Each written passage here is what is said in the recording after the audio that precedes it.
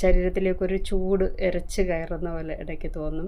അതുപോലെ വിയർപ്പ്, ഉറക്കമില്ലായ്മ, പിന്നെ ശരീരം വേദന, ഇങ്ങനെയൊക്കെയുള്ള ചില ബുദ്ധിമുട്ടുകൾ സ്ത്രീകൾക്ക് കാണാറുണ്ട്. ആർത്തവ വിരാമം, മെനോപോസ് എന്നുള്ളത് ഒരുപാട് സ്ത്രീകൾക്കിപ്പോൾ ഉത്കണ്ഠയുണ്ടാക്കുന്ന ഒരു കാര്യമാണ്. ഇപ്പോൾ സാധാരണ നമ്മൾ പിന്നെ കൗമാരപ്രായം കഴിഞ്ഞിട്ട് ഈ മെനോപോസ് ആകുന്നത് വരെ ഒരു ആർത്തവ ചക്രത്തിലൂടെയാണ് കടന്നു പോകുന്നത്. ഇപ്പോൾ സാധാരണ 45 വയസ്സ് മുതൽ 55 വയസ്സ് വരെയുള്ള പ്രായത്തിനിടയിലാണ് ഈ ആർത്തവ വിരാമം അല്ലെങ്കിൽ മെനോപോസ് സംഭവിക്കുന്നത്. അപ്പോൾ അതുവരെ നമ്മളൊരു റീപ്രൊഡക്റ്റീവായിട്ടുള്ള ഒരു ഒരു ഒരു ഘട്ടത്തിലായിരുന്നു, പ്രത്യുൽപാദനത്തിൻ്റെ ഘട്ടത്തിലായിരുന്നു. അപ്പോൾ അത് കഴിഞ്ഞിട്ട് ആ ഒരു ഫേസ് മാറുന്നു എന്നേ ഉള്ളൂ. നമ്മൾ പുതിയൊരു ജീവിതത്തിൻ്റെ ഘട്ടത്തിലേക്ക് കടക്കുകയാണ്. പക്ഷെ നമ്മൾ വിചാരിക്കുന്ന പലപ്പോഴും ഇതൊരു നമ്മുടെ ജീവിതം അതോടുകൂടി തീർന്നു, ഒരു സ്ത്രീത്വമൊക്കെ ഇല്ലാതായി, അങ്ങനെയൊക്കെയുള്ള ഉത്കണ്ഠകൾ പല സ്ത്രീകൾക്കും കാണുന്നുണ്ട്. അപ്പോൾ അത് ശരിയായിട്ട് മനസ്സിലാക്കാത്തത് കൊണ്ടാണ്. അപ്പോൾ ആ സമയത്ത് സംഭവിക്കുന്നത് എന്താണെന്ന് വെച്ചാൽ നമ്മുടെ ശരീരത്തിൽ ചില മാറ്റങ്ങൾ, ഹോർമോണുകളിൽ വരുന്ന മാറ്റങ്ങൾ കൊണ്ട് സംഭവിക്കുന്നതാണ്. അത് ഈസ്ട്രജൻ എന്ന് പറയുന്ന സ്ത്രീ ഹോർമോൺ, അതിൻ്റെ അളവ് കുറയുന്നു. അപ്പോൾ അതിൻ്റേതായ ചില ശാരീരിക ബുദ്ധിമുട്ടുകൾ ഉണ്ടാകാറുണ്ട്. പലർക്കും കാണുന്നത് ഹോട്ട് ഫ്ലഷ് എന്ന് പറയും. അതായത് നമ്മുടെ ശരീരത്തിലേക്കൊരു ചൂട് എരച്ച് കയറുന്ന പോലെ ഇടയ്ക്ക് തോന്നും. അതുപോലെ വിയർപ്പ്, ഉറക്കമില്ലായ്മ, പിന്നെ ശരീരം വേദന, ഇങ്ങനെയൊക്കെയുള്ള ചില ബുദ്ധിമുട്ടുകൾ സ്ത്രീകൾക്ക് കാണാറുണ്ട്. പിന്നെ തൊലിയും ഒക്കെ ഒരു മാറ്റം വരികയും അതുപോലെ മുടി കൊഴിയുകയും അങ്ങനെയൊക്കെയുള്ള ശരീരത്തിലുള്ള മാറ്റങ്ങളാണ് സംഭവിക്കുന്നത്. അതിനോടൊപ്പം തന്നെ നമ്മൾ ശ്രദ്ധിക്കേണ്ട വേറൊരു കാര്യം, ഇപ്പോൾ ഈസ്ട്രജൻ കുറയുന്നതുകൊണ്ട് ശരീരത്തിൽ വരുന്ന പല മാറ്റങ്ങളും നമുക്ക് അതുവരെ ഉണ്ടായിരുന്ന ചില പ്രൊട്ടക്ഷൻ, സ്ത്രീകൾക്ക് പ്രത്യേകിച്ച് ഉണ്ടായിരുന്ന പ്രൊട്ടക്ഷൻ ഇല്ലാതാക്കുന്നുണ്ട്. അപ്പോൾ അതുകൊണ്ട് തന്നെ ഈ രക്താതിമർദ്ദം, പിന്നെ ഹൃദ്രോഗം, ഇതുപോലെയുള്ള കാര്യങ്ങളൊക്കെ കൂടുതൽ ഉണ്ടാകാനുള്ള ചാൻസ് ഉണ്ട്. അപ്പോൾ അതുകൊണ്ട് അതിനുള്ള വേണ്ട ചെക്കപ്പുകളും അത് വരാതിരിക്കാനുള്ള കാര്യങ്ങളും നമ്മൾ കുറച്ചുകൂടി ശ്രദ്ധിക്കണം. അപ്പോൾ കാൽസ്യം കുറയും. അതുപോലെ കാൽസ്യം കുറയുന്നതുകൊണ്ട് എല്ലുകൾ പൊട്ടാനും ഒക്കെ സാധ്യത കൂടുതലാണ്. അപ്പോൾ അത് ഓസ്റ്റിയോപൊറോസിസ് എന്ന് പറയും. അപ്പോൾ അതൊക്കെ ശ്രദ്ധിക്കേണ്ട കാര്യമാണ്. അപ്പോൾ ഇതൊക്കെ നമുക്ക് ഒഴിവാക്കാനും തടയാനുമായിട്ട് നമ്മുടെ ഭക്ഷണത്തിൽ കുറച്ച് ശ്രദ്ധിക്കുന്നത് നല്ലതായിരിക്കും. അപ്പോൾ കൂടുതൽ പഴങ്ങളും പച്ചക്കറികളും ഒക്കെ അടങ്ങിയ ഭക്ഷണം കഴിക്കുക.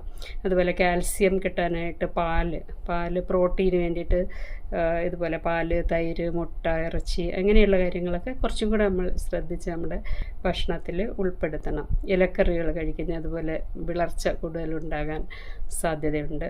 അപ്പോൾ അതിനൊക്കെ സഹായിക്കും. പിന്നെ വലിയൊരു പ്രശ്നം പലർക്കും അനുഭവപ്പെടുന്ന മാനസികമായിട്ടുള്ള ചില വിഷമങ്ങൾ, ഡിപ്രഷൻ, പിന്നെ ആൻസൈറ്റി, ഉത്കണ്ഠ, അതൊക്കെ തോന്നാം. അത് ഒരു പരിധിവരെ ഈ ഹോർമോണിൻ്റെ ഇഫക്റ്റ് ആണെങ്കിലും അതിനേക്കാൾ കൂടുതൽ നമ്മുടെ ചില മനോഭാവം, അല്ലെ സമൂഹത്തിന് സ്ത്രീകളോടുള്ള മനോഭാവമൊക്കെ അതിന് കാരണമാകുന്നുണ്ടാവും. അപ്പോൾ അതൊക്കെ നമുക്ക് മറികടക്കാൻ, ഈ വിഷമങ്ങളൊക്കെ മറികടക്കാൻ ചിലപ്പോൾ ഡോക്ടർമാരുടെ സഹായം തേടാം. അതിന് പ്രത്യേകിച്ച് ഈ ഹോട്ട് ഫ്ലഷ് അതുപോലെയുള്ള കാര്യങ്ങൾക്ക് വേണ്ടുന്ന മരുന്നുകൾ അവർ ഡോക്ടർമാർ തരും. ബാക്കി കാര്യങ്ങൾ നമ്മുടെ ജീവിതചര്യയിൽ വരുന്ന മാറ്റം കൊണ്ട് തന്നെ നമുക്ക് പരിഹരിക്കാൻ പറ്റും. അതുപോലെ എക്സർസൈസ് ചെയ്യാം. അപ്പോൾ അതുവരെ നമ്മൾ ചെയ്തിട്ടില്ലെങ്കിൽ പോലും ഈ ഒരു സമയമെത്തുമ്പോഴത്തേക്ക് നമുക്ക് കുറച്ച് നടക്കാൻ പോവുകയോ അല്ലെങ്കിൽ അതുപോലെയുള്ള കായിക വിനോദങ്ങളിൽ ഏർപ്പെടുകയോ ഒക്കെ ചെയ്യുന്നത് നല്ലതാണ്.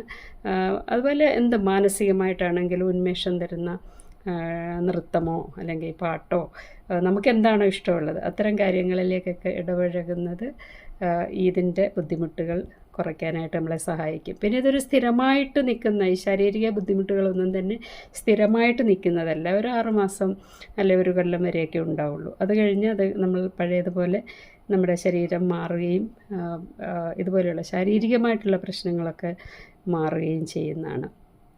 പിന്നെ ഉള്ളത് പലർക്കും തോന്നുന്ന ഒരു ബുദ്ധിമുട്ടെന്ന് പറയുന്നത് ഇനി ലൈംഗികമായിട്ടുള്ള താല്പര്യങ്ങളില്ലാതാകും എന്നുള്ളതാണ്. അത് വാസ്തവത്തിൽ സംഭവിക്കുന്നത് യോനിയിൽ കുറച്ച് വരൾച്ച ഉണ്ടാവും അല്ലെങ്കിൽ നനവ് കുറയുന്നു എന്നുള്ളതാണ്. അതാണ് ഇതിനകത്തൊരു കാര്യം. അതുകൊണ്ടുള്ള പ്രശ്നം വെച്ചാൽ പെനട്രേറ്റീവ് സെക്സിന് കുറച്ച് പ്രശ്നം ഉണ്ടാകും. ലിംഗം യോനിയിലേക്ക് കടത്താനുള്ള ബുദ്ധിമുട്ടാണ് ഉണ്ടാകുന്നത്. അതിനും ഡോക്ടർമാരെ കണ്ടാൽ ഇതിനുള്ള മരുന്നുകളും ഒക്കെ ഉണ്ട്. പക്ഷേ പ്രധാനമായിട്ട് മനസ്സിലാക്കേണ്ട ഒരു കാര്യം, അതുകൊണ്ട് നമ്മുടെ ലൈംഗിക താല്പര്യം, ലൈംഗിക ജീവിതം ഇല്ലാതാവുന്നില്ല എന്നുള്ളതാണ്.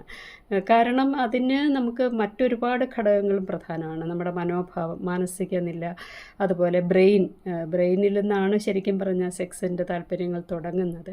അതുപോലെ നാഡികൾ, സെക്ഷുവലായിട്ടുള്ള ഉത്തേജനം ഉണ്ടാക്കുന്ന നാഡികളാണല്ലോ, അതിനെ ഒന്നും തന്നെ ഈ മെനോപോസ് ബാധിക്കുന്നതല്ല. അപ്പോൾ ഇതുകൊണ്ട് നമ്മുടെ ജീവിതത്തിൻ്റെ എല്ലാ രസങ്ങളും എല്ലാ താല്പര്യങ്ങളും അവസാനിച്ചു എന്ന് നമ്മൾ ഒരിക്കലും വിചാരിക്കരുത്. പഴയതുപോലെ തന്നെ നമ്മൾ കാണുന്നുണ്ടല്ലോ, എത്രയോ സ്ത്രീകൾ കായികമായിട്ടുള്ള അധ്വാനത്തിലും ബൗദ്ധികമായിട്ടുള്ള അധ്വാനത്തിലും ഒക്കെ ഏർപ്പെടുന്നുണ്ട് അതിനുശേഷവും.